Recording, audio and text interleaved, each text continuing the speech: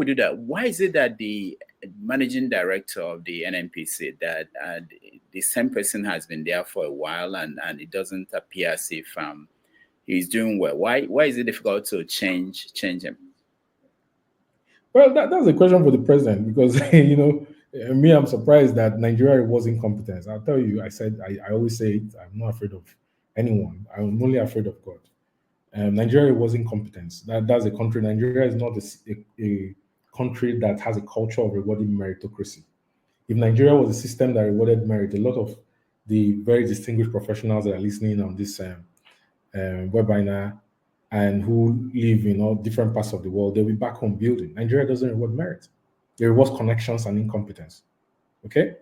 To be honest with you, I can't explain it because it's insane. This is the first time in the history of NNPC that you have so much loans that were structured through modified carrier agreement. As a matter of fact, last year, September, I mentioned that NNPC was owing international oil traders $6.8 billion for what they call vendor financing agreements.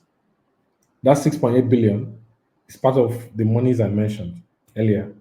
They were owing vendors $6.8 billion. Basically, what happens is there's a crude oil swap system that was developed where you give international oil traders crude oil, they give you back PMS. Rudolf, PMS is only 43% of a barrel of crude oil. From a barrel of crude oil, you get 73 liters of PMS. I think you get about 175 or 179 liters in total. Diesel is the second highest. Then you have Jet A1, automotive turbine kerosene. You have petrochemical feedstock. You have carbon black, which is your petroleum coke. You have bitumen binders. You have what's it called? Base oil used for producing lubricants, and a few other derivatives. Then you have propane gases. The kind of crude oil you refine determines if it's more propane or butane, because light grade crude, which is what you do in Nigeria, gives you more propane than butane. Heavy grade crude that has a lower API degree gives you more butane than propane. For LPG, Nigeria needs more butane than propane. So you give them crude oil, they give you back PMS. And because of the relationship, what you had was NNPC was not remitting the crude oil that was agreed in their transactions in exchange for the PMS that had already been delivered. Nigeria was importing about 2 billion liters of PMS monthly, if I'm not mistaken, according to them. By the way, Nigeria does not consume more than 35 million liters a day, but NNPC says that they consume 70 million. And that the other 35 million is lost through smuggling.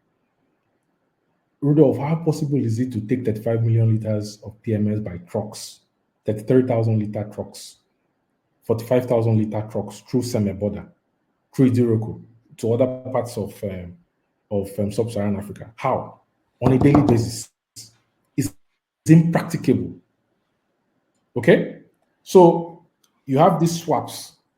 And these swaps is the reason why the monies, so-called monies NNPC said they declared in profits. I said, look, those profits are paper profits. They've not remitted any money to the FGN. So if you're not remitting any money as dividend to your benefactor, who is your shareholder, major shareholder, sole shareholder, where's the money? Later, they came out and admitted finally that, they had to defray the cost of all the under recovery they paid for subsidy on importing PMS with the profits that they made. So that is the legacy of the current leadership of NNPC, and that's why I've always said that if the president is serious about reforms and is serious about moving Nigeria forward, he first has to take out the board and management of NNPC as it is today out. That's the first step before we talk about any other thing. They're incompetent.